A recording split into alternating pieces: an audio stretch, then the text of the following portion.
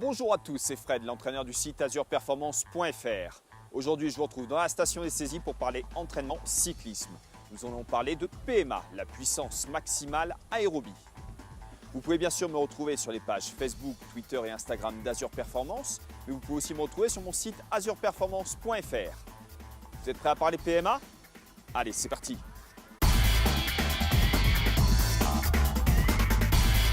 La PMA est la puissance maximale aérobie.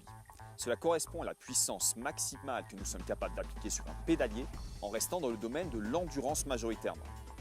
Il ne faut pas confondre la PMA avec la puissance maximale tout court, qui est plus l'apanage du sprinter. Ce sont des puissances très importantes sur 1 à 2 secondes.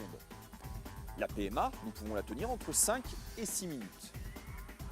Le coureur à pied a une valeur équivalente qu'on appelle la VMA, la vitesse maximale aérobie.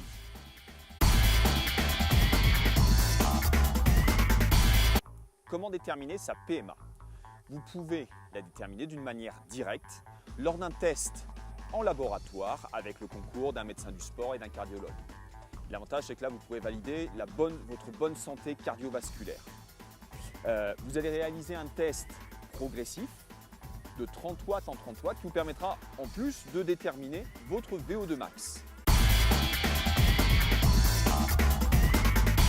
Enfin, si vous le souhaitez, vous pouvez réaliser ce même test de Kogan sous forme d'un contre-la-montre en côte de 6 minutes.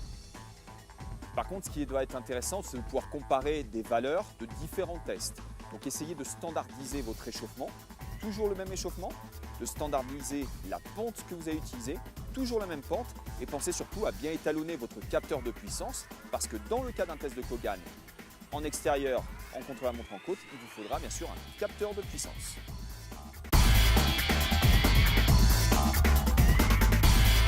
Pour ce faire, il faut un capteur de puissance et nous allons utiliser le profil de puissance issu des travaux de Frédéric Grapp.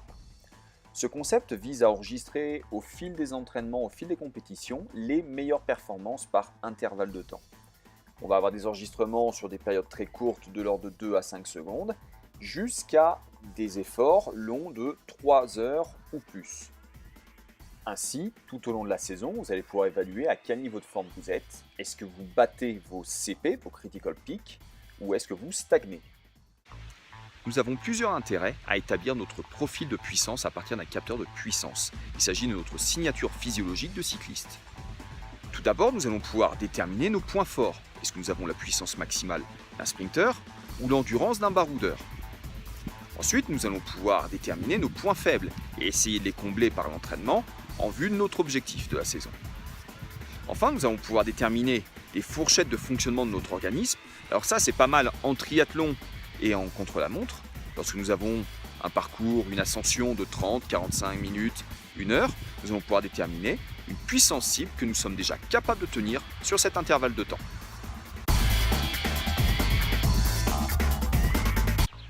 Connaître sa PMA est le cheminement vers un entraînement plus efficace. En connaissant sa PMA, on va pouvoir cadrer un peu plus chaque sortie et essayer de limiter les aléas, quand bien même on pratique un sport outdoor.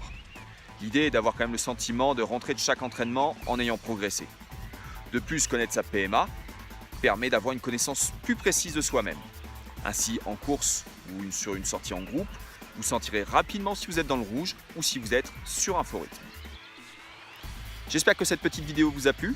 N'hésitez pas à poster des questions et des commentaires juste en dessous, je me ferai un plaisir d'y répondre et surtout à partager cette vidéo.